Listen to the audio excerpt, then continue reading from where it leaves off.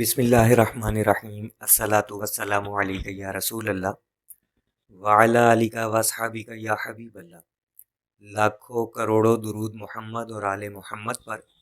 کہ جن کے صدقے اور وسیلے سے اللہ پاک نے ہم پر اپنی بے پناہ عنایات جاری رکھی ہوئی ہے۔ معزز سامعین کرام، السلام علیکم۔ پچھلی ویڈیو میں ہم نے صلاۃ الحاجت کا پارٹ اے وظیفہ سنا تھا۔ آج کی ویڈیو میں پارٹ بی صلاۃ الحاجت کا وظیفہ سنتے ہیں کہ حضرت ابو عبداللہ مغربی رحمۃ اللہ علیہ بیان کرتے ہیں کہ میں نے حضور نبی کریم صلی اللہ علیہ وآلہ وسلم کو خواب میں دیکھا اور عرض کیا، یا رسول اللہ صلی اللہ علیہ وآلہ وسلم، میں اللہ تعالیٰ سے ایک دعا مانگ رہا ہوں اور چاہتا ہوں کہ وہ قبول ہو جائے، فرمائیے میں کس طرح سوال کروں؟ بہت ہی قابل غور تحریر ہے۔ آپ احباب سے گزارش ہے کہ غور سے سنیے گا کہ حضرت ابو عبداللہ مغربی رحمۃ اللہ علیہ نے خواب میں نبی علیہ الصلوۃ والسلام کو دیکھا اور عرض کیا کہ یا رسول اللہ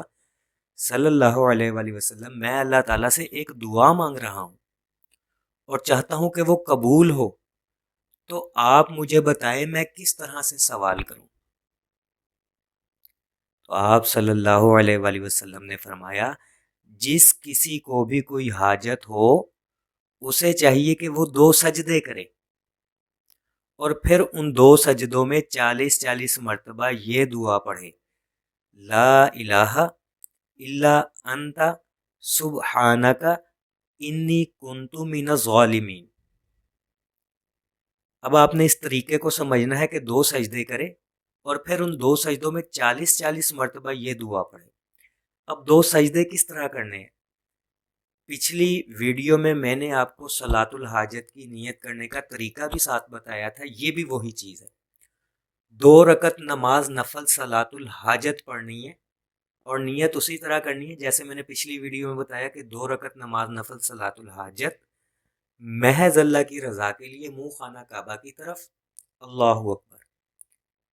اب آپ نے عام نماز کی طرح یہ نماز پڑھنی ہے، سورۃ فاتحہ پڑھے،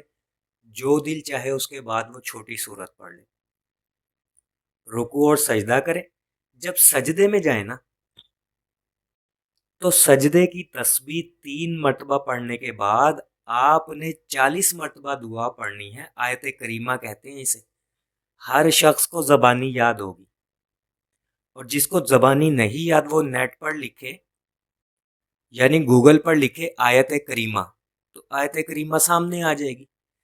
لا الہ الا انت سبحانک انی کنت من الظالمین، دعائے یونس بھی کہتے ہیں اس کو۔ سجدے سے سر اٹھائے، اسی طرح دوسری رکعت میں فاتحہ کے بعد کوئی بھی چھوٹی سورت پڑھے، رکوع کرے،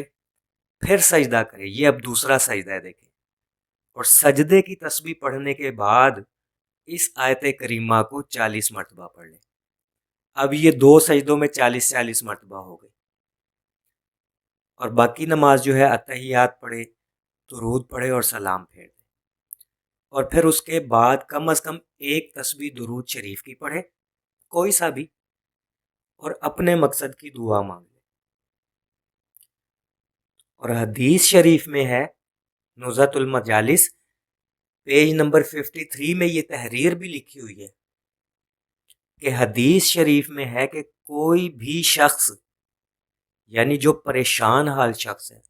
کوئی بھی پریشان حال شخص ایسا نہیں ہے جس نے اس آیت کریمہ کو پڑھ کر اللہ تعالیٰ سے دعا کی ہو اور اللہ تعالیٰ نے اسے کشادگی عطا نہ کی ہو۔ کوئی شخص ایسا نہیں ہے جس کی دعا قبول نہ ہوئی ہو۔ تو میرے عزیزو، یہ چھوٹے چھوٹے وظیفے بھی اپنی زندگی میں لے آئیں، اللہ تعالیٰ سے رابطہ بھی قائم رہے گا اور آپ کی دعائیں بھی قبول ہوتی رہیں گی۔ دعا گو ہوں کہ اللہ پاک ہم سب کو، اچھا پھر وہی بات دہرا دوں کہ اس وظیفے میں، اس صلاۃ الحاجت میں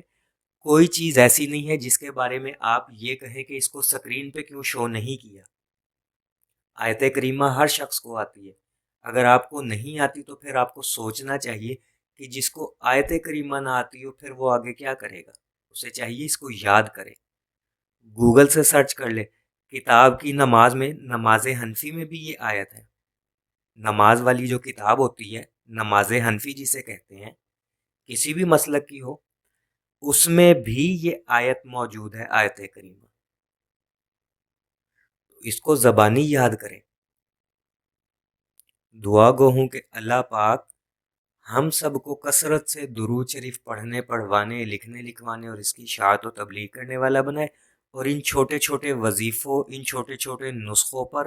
ہمیں عمل پیرا ہونے کی توفیق عطا فرمائے، اور دوسروں کو بھی بتانے کی توفیق نصیب فرمائے، کیونکہ جس نے اچھی بات دوسروں تک پہنچائی وہ اس کے لیے صدقہ جاریہ بن جائے گی۔ صلی اللہ علی محمد، صلی اللہ علی محمد، صلی اللہ علی محمد۔ السلام علیکم۔